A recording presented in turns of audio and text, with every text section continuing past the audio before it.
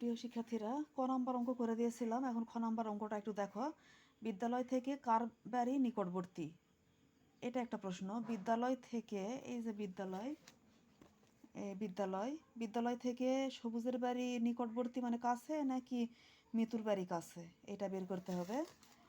আর এর সাথে আরেকটা প্রশ্ন হচ্ছে, সবুজ ও মিতুর বাড়ি থেকে বিদ্যালয়ের দূরত্বের পার্থক্য কত? দুইটা প্রশ্ন।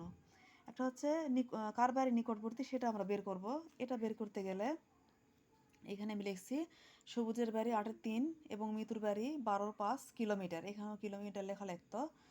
তো যাই হোক, 8 আর 12 লসাগু বের করতে হবে। না বের করলে কিন্তু অঙ্ক হবে না। বের করতে হবে 24। এটা ক নাম্বারে 24 বের হয়েছিল।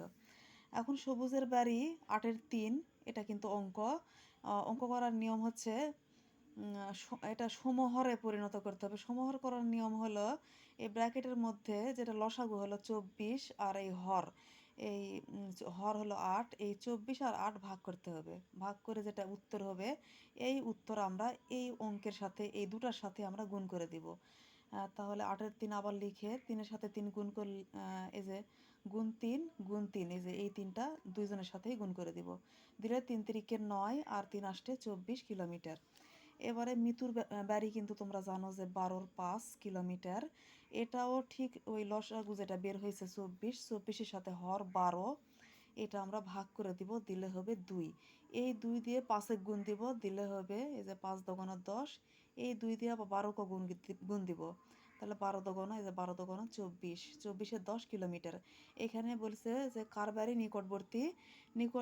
নিকটবর্তী মানে কাছে। এই যে 24-এর 9 কিন্তু ছোট, তার মানে সবুজের বাড়ি হলো কাছে, অতএব সবুজের বাড়ি নিকটবর্তী। এখন হলো পরের প্রশ্ন হচ্ছে, সবুজ ও মিতুর বাড়ি থেকে বিদ্যালয়ের দূরত্বের পার্থক্য কত? মানে এই যে সবুজের বাড়ি যে নিকটবর্তী, তাহলে মানে কতখানি কাছে বা কতখানি, মিতুর বাড়ি কতখানি দূরে, এই পার্থক্যটা বের করতে গেলে অঙ্ক বিয়োগ করতে হয়। মানে পার্থক্য মানেই বিয়োগ করতেই হবে। তাহলে এইখানে 12-5 আর 8-3 বিয়োগ করে হয়েছে 24-এর 1। অঙ্কের নিয়ম তোমরা জানো, 24-এর 1 কিলোমিটার। উত্তর 24-এর 1 কিলোমিটার।